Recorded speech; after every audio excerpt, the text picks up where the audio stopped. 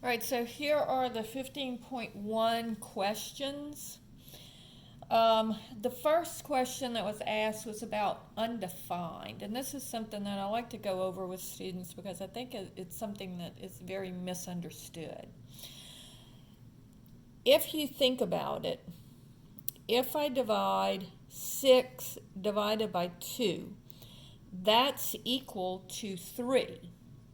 Now, when we were first learning division, we went back to multiplication. So 6 divided by 2 was equal to 3 because 6 is equal to 3 times 2.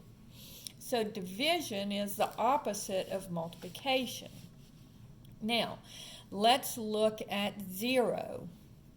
If I have a 0 in the numerator,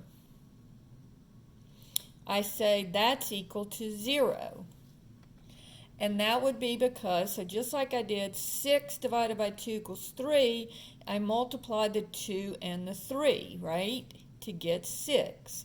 So this would say 0 divided by 2 is 0, and that would mean that 0 is equal to, and bring the 2 up here, 0 times 2.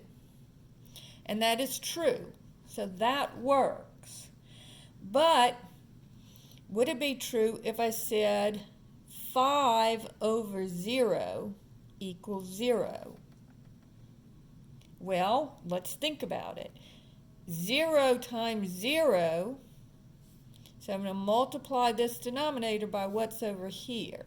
So is 5 equal to 0 times 0? No, it's not. And so you can't have a 0 in the denominator, and it's not going to equal 0. So then some people say this doesn't work. So it's not 0. So some people say, well, what about is it 5? Well, 5 over 0 equals 5. So that would say, remember, you take this and you put it over here and multiply it. So that would be, is 5 times 0? No, that would be 0. So that doesn't work either. So let's just say, well, what number could it be? Let's just call it x. Well, 0 times x is always equal to 0. So no matter what this value is, if you multiply anything times 0, you get 0. You're never going to get 5. So no number works. So that's why we call it undefined. Because there's no defined number that will allow you to multiply it by 0 and get the answer 5. And it doesn't matter what this number is. Any number, as long as you have a 0 in the denominator, you will have an undefined answer. And if you recall from algebra, that was one of the things in the domain, when we were talking about domains, we said the denominator can never equal 0. Well, here's why. All right, so that's just a little bit about undefined numbers. All right, the next part of the question was about looking at distances and finding out if lines are collinear. All right, so without having to go through finding the distance between 2 points, let's just say that I have a line and it's cut into 2 parts. So let's say that the distance from here to here would be 3.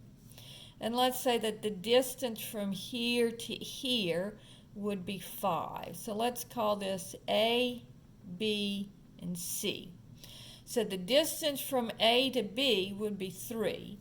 And the distance from B to C would be 5. So the question is, how far is it from A to C? Well, that would have to be 8. So since the distance from A to B is 3, and the distance from A to C is 5, and they're all in a line, from B to C is 5. The distance from A to C is going to be 8, because I'm just going to add the 3 plus the 5 because they're all in a line. Now, if they are not in a line, so let's say it looks like this. If this is 3 and this is 5, here's A, B, and C. Well, notice the shortest distance between 2 points is a straight line, right? Wouldn't I be going farther if I went this way and then this way than if I went straight from A to C? So in this case, the distance from A to B plus the distance from B to C is not going to equal the distance from A to C, because this would be shorter than 8. So this would maybe be 6 or 7. So let's say 7. But notice, if they're in a straight line, then there's no shorter way than to get there straight through there. So it's just going to be 3 plus 5 is going to give you 8. So I hope that that clears up the distance question that we had before. Okay? And then the next one was on the rhombus. And what we were doing here is, and let's just look at any rhombus.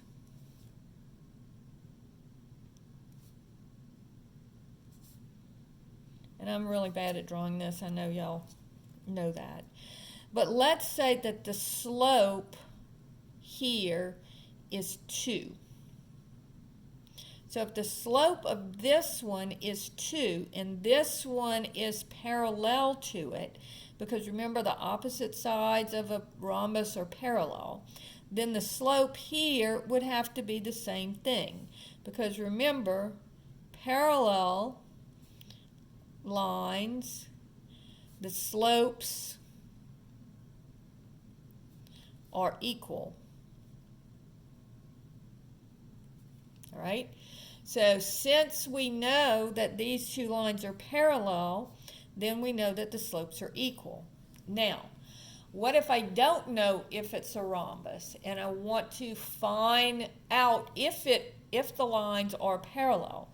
Well, what I would do is I would use my points and I would find the slope of this line and find the slope of this line, and if the slopes are equal, then the two lines have to be parallel. And so that was what I was doing in the example, is I found out one slope and I found out the other slope, and then I said, oh, look, the slopes are equal. So that means that the lines are parallel. All right? Then I talked about the diagonals. And this is not really a rhombus, so these are actually not perpendicular. But in a real rhombus, the diagonals are perpendicular. Now, remember, when we're talking about perpendicular lines,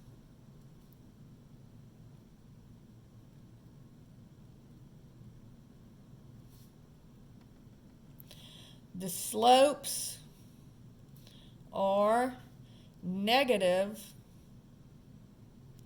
reciprocals. Okay, so in other words, you change the sign and you take the reciprocal.